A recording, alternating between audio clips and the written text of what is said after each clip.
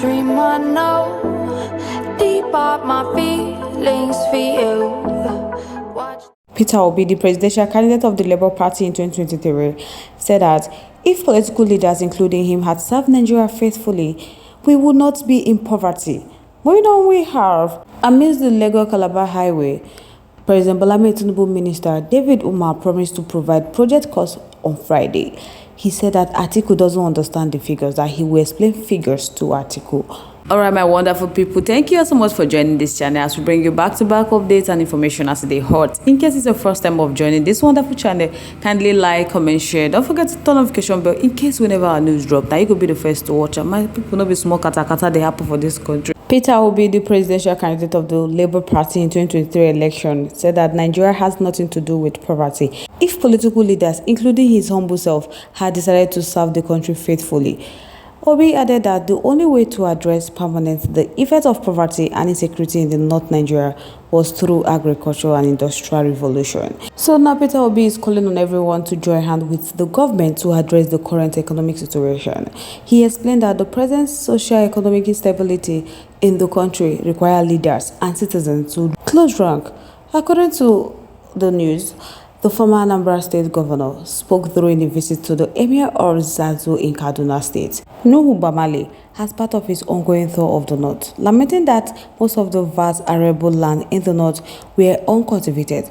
So the Labour Party chieftain regretted that most of the industries in the region had gone moribund like in other parts of the country because of lack of political will and inconsistent government policies. So Peter Obi quoted to have said that the way things are in our country today requires that all of us must get involved in one way or the other. That Nigeria has nothing to do with poverty if political leaders, including his humble self, had decided to serve the country faithfully. So if we do, Nigeria will have nothing to do with poverty. That he will always say this anytime, and he has the opportunity because Nigeria is one of the countries in the world that is blessed with everything that is required. Peter Obi, looking at the North, he said that we can make more money from agriculture than we are making from oil. That we have vast uncultivated land in the North which can help pull people out of poverty, provide food for Nigeria, provide raw materials for industrialization and support export. So Peter always said we need to invest in the North. Insecurity is driven by poverty. So the more we pull people out of poverty, the more we reduce insecurity. So now people, they say Peter Obi don't talk within everybody want here. So they leave Peter Obi alone. That he's the one that has the interests of this country at heart. Yes, indeed, no one is a saint, but he's far better off than his counterparts.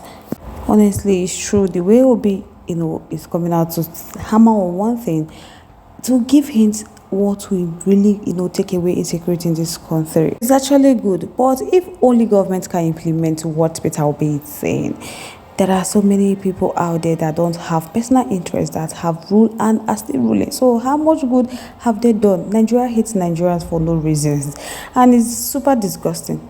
Honestly, godfatherism have killed this nation.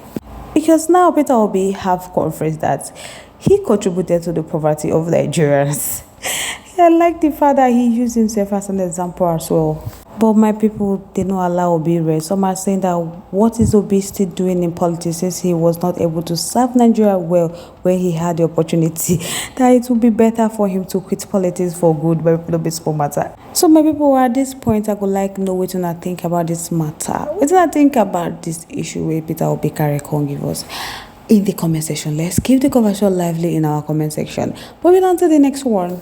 The Minister of Works, David Umahi, has said that the total cost and breakdown of the ongoing Lagos-Calabar Coastal Highway project will be made available to the public on Friday in Lagos. The former governor of Ebonyi State disclosed this in a statement issued on Tuesday in Abuja through his special advisor on media, Ojo Uchenna. Umahi noted this in reaction to concern raised by the former People Democratic Party presidential candidate and former Vice President Atiku Abubakar over the cost and bidding process of the 700-kilometer coastal highway project.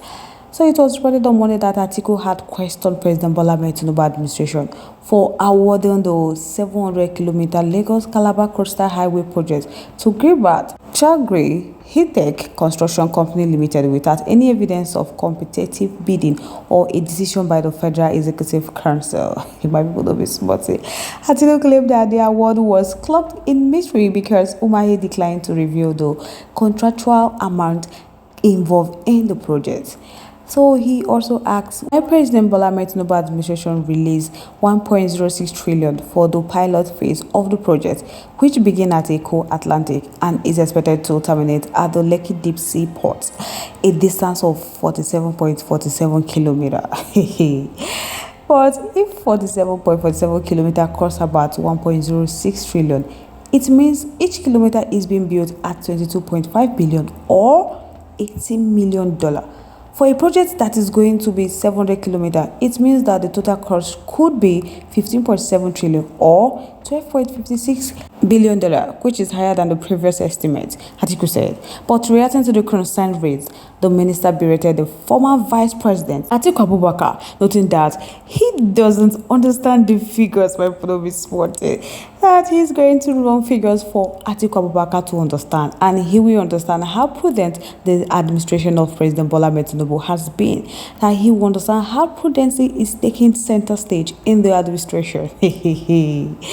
These people didn't come to play, my people. So he said he's going to explain that despite the soaring cost of material in the construction industry due to commodity price inflation and supply chain disruption, that the minister is committed to prudence, cost effectiveness, promptness, and quality delivery of road projects. David Umahi said that the president has once queried him on the cost of ongoing projects nationwide. So he revealed that he had to analyze every basic rate of construction material to arrive at their unit rates, and he showed it to Mr. President. So he still thinks that he should bring down the cost project.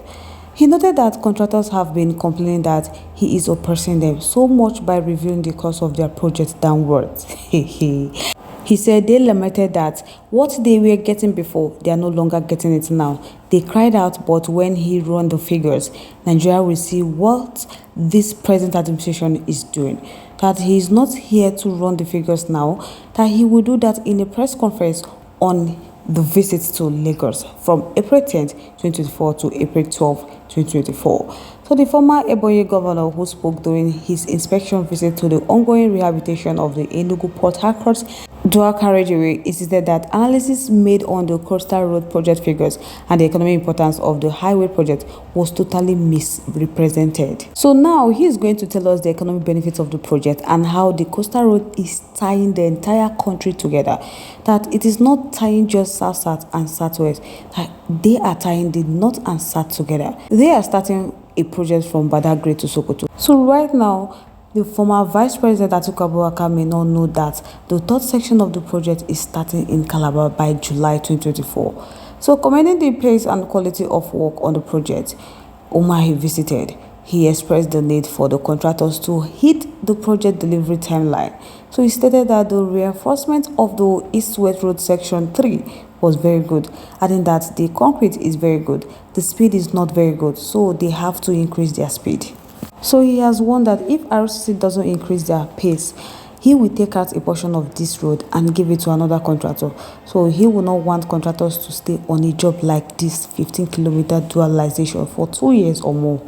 So the marshals are saying that Atiku has to raise it before they give us the figures. That why not complete the East-West, which they have been battling for over 40 years now before embarking on this war. That moreover, High-Tech is President Bola Ahmed Tinubu company. So they don't think that they have that competency and experience to handle this type of gigantic project. So guys, I would like make a note and think about this matter in the comment section. Once again, thank you all so much for staying with us.